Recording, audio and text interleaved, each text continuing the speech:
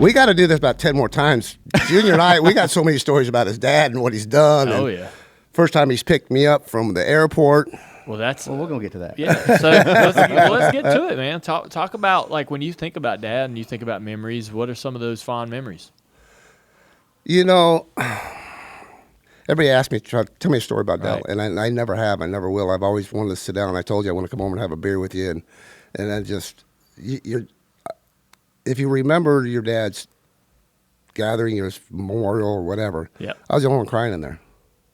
He was a dad to me. He taught me get life insurance, get health insurance, how to do things, quit buying this, go buy property, go do this. And we're not set for life, Lindy and I, but we're not hurting. I'm only a truck racer. Everybody thinks that I got money because I came from NASCAR. Well, truck racers didn't make the money. Right. Dale Jr. made more money in his first year, and I made my whole thing, I believe. You know what I'm saying? Because I got hired from Dale Earnhardt for $60,000 a year.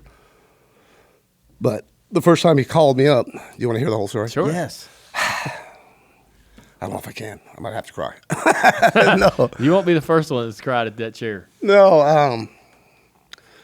Last race, Tucson. No, not the last race, second to last race. Benny Parsons said you're going to be getting a phone call after this race. I mean. He said that? Oh, yeah. Yeah. He knew. Well, the truck series was starting. Nobody knew it out there. Oh. Yeah, nobody knew what the super trucks and all that stuff were coming, and people were looking for drivers. So I guess I think it was 7 weeks or 8 weeks in a row we raced out there. And it's all televised. And I was fortunate enough to drive Wayne Spears' truck.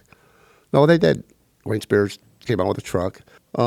Southwest Tour, Winston West, and some IMCA modified stuff. Well, IMCA ran every week, and I got to drive this guy's car. And the first time I drove it, it's like, man, this thing's too loose. So I took the right rear tire, put it on the left rear on the right rear, and it's reverse stagger. And the guy had such a motor, it just kicked everybody's butt.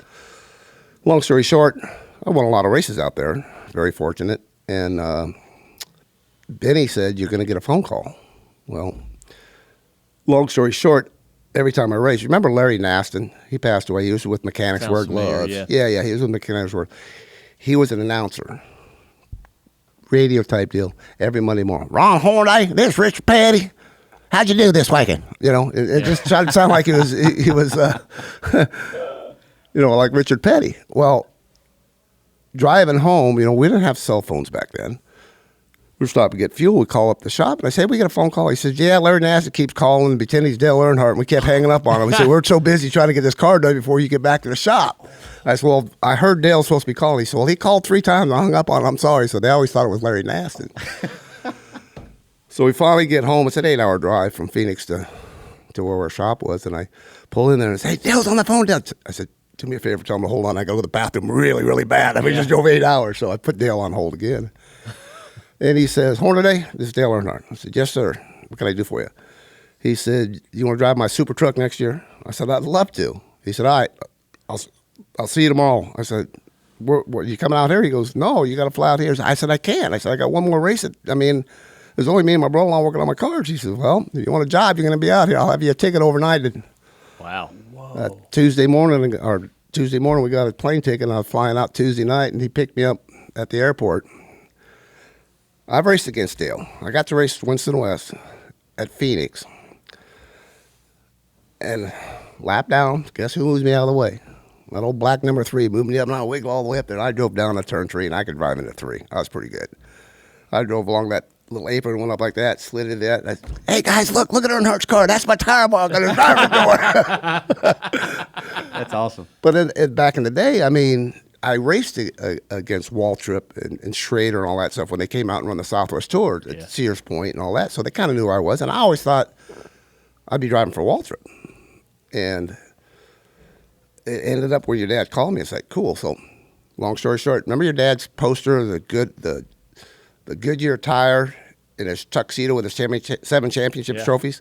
Your dad had that black truck, cab and a half, sitting there with his foot up on the dashboard with his trophies in the back, 3 of them in the back and 4 in the bed of the truck, because he went and did the photo shoot for that with his tuxedo on. Oh, really? Wait, when he picked you up? At 9 o'clock in the morning. This is what he was dressed like? In a tuxedo? In his trophy? You know, you knew where he was because there's 30 people in line waiting for his autograph with his foot up there just signing everybody's.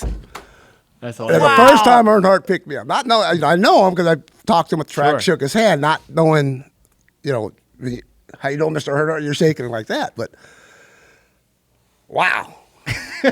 What are you doing with those? Showing them off? Yeah. That's what I'm thinking. But just driving in, I got my little backpack because I'm only staying for a couple of days, and I got to go back to Tucson.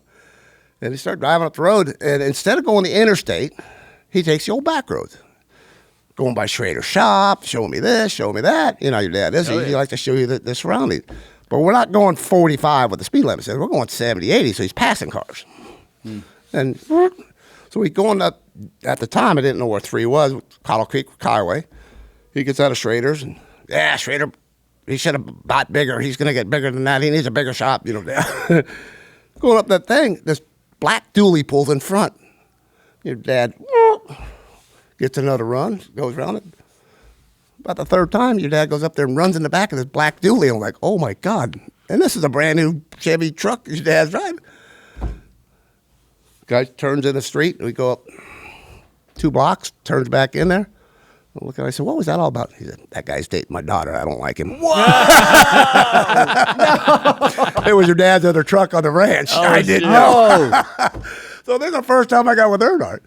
So we drive in the little, it wasn't even a gate. It was that sliding gate with the deer head shop. Yep. He had the hay bale barn over Yeah. there. So he drives there and drives out. There's a race car shop right there. I was like, wow, my shop's bigger than that. He drives in the back. He showed me all his deer. He showed me everything. Never got out of the truck. He just drove around this whole ranch. Yep. Pulls back up. There's, hey, your crew chief's in there, Doug Richards. Go see him.